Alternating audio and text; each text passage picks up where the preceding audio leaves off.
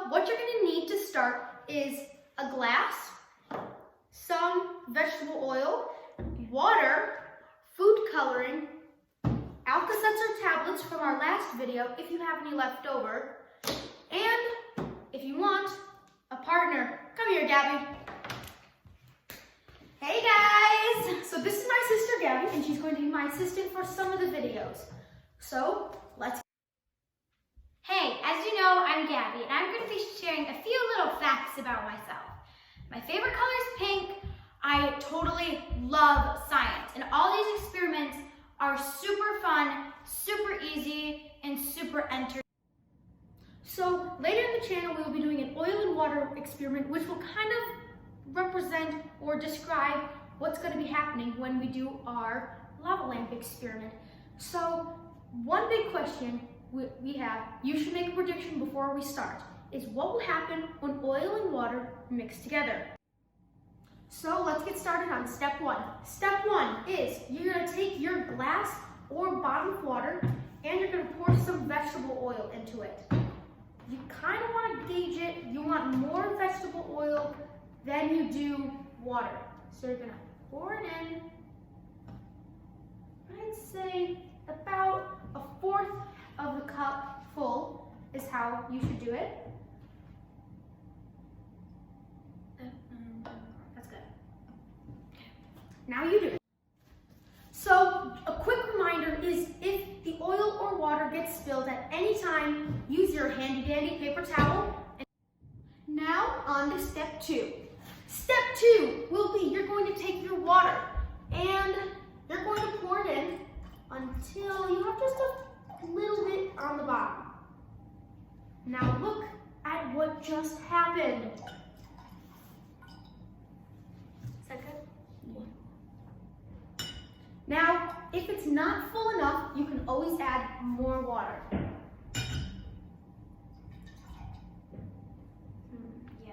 You want more water than not enough water.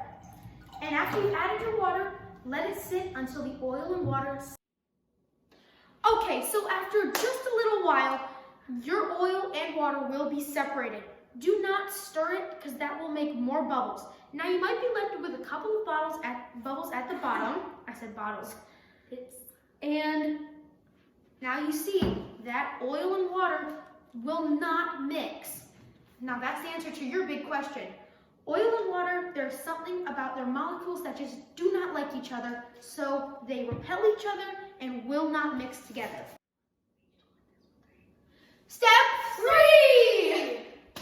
Now you're going to take food coloring of your choice. We have a bunch of choices here. Gabby's going to pick pink, I'm going to pick blue, and you're going to... My favorite color is pink.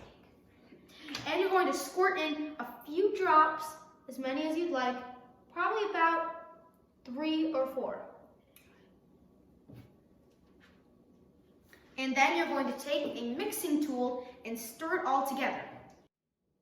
Boom! It's reaction time! So now that your oil and water have settled down, you see that the water has mixed with the food coloring, but the oil has not. Now this is going to be the key to what our lava lamp will look like.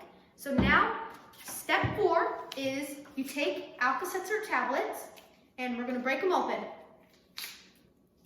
Inside, again, you'll find 2 tablets. They're white. They don't really smell like much. Kind of smell like baking soda. Yeah, a little bit. So you can grab both tablets. Both tablets. And you're going to want to crack them in half or into tiny pieces. So I put 4 in the first one and 4 in the second one. And you can set them down on your table. Now, once you have them all cracked up, you're going to take all of your tablets and we're going to have to get ready. I'm going to get a close-up for this one. So now it's time. You're going to take your Alka-Seltzer tablets with your oil and water. As you can see, it's all settled down in there. There's a few bubbles at the top, but not much. And are you ready to make your homemade lava lamp? Count down from 3. 3, 2, 1. Now pour them in. Now it's kind of a slow process, but as you can see, Look at them. It's bubbling up. It'll bubble up and then all the bubbles will fall down. Whoa, Gabby, yours is going so much faster.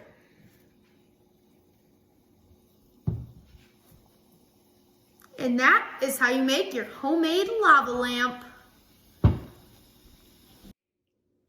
So now is the time where we're gonna learn what in the world just happened. So we had just made our insanely awesome lava lamps with oil, water, and food coloring, along with an Alka-Seltzer tablet. So let's learn what just happened. As you know, the two don't mix well. Oil and water, they just don't like each other. The oil you added to your bottle separated from each other. The oil on top had the lower density than the water. The food coloring falls through the oil and mixes with the water at the bottom. The piece of Alka-Seltzer tablet that you dropped in released small bubbles. The carbon dioxide gas that we used in our last video to blow up the balloon rise to the top and took some of the colored water along for the ride. The gas escaped when it reached the top, and the Alka-Seltzer fizzes in such a way because it contains citric acid and baking soda. Another word for baking soda is sodium bicarbonate. The two react with each other with water to form a sodium, citric, and carbon dioxide gas. Those are the bubbles that carry the food coloring to the top of the bottle. Adding the Alka-Seltzer tablet to the bottle keeps the reaction going so you can enjoy the funky lava lamp for longer. If you want to show someone later, you can simply put back in another Alka-Seltzer tablet when it's all calmed down. So another very important part to ending an experiment is always thanking your partner. Come here, Gabby. Thank you for helping me and doing this with me today. You're welcome, Jonah. So, as you all know, thank your partner at home. And join us next time where we'll be making a squishy egg. Oh yeah. Thanks for watching.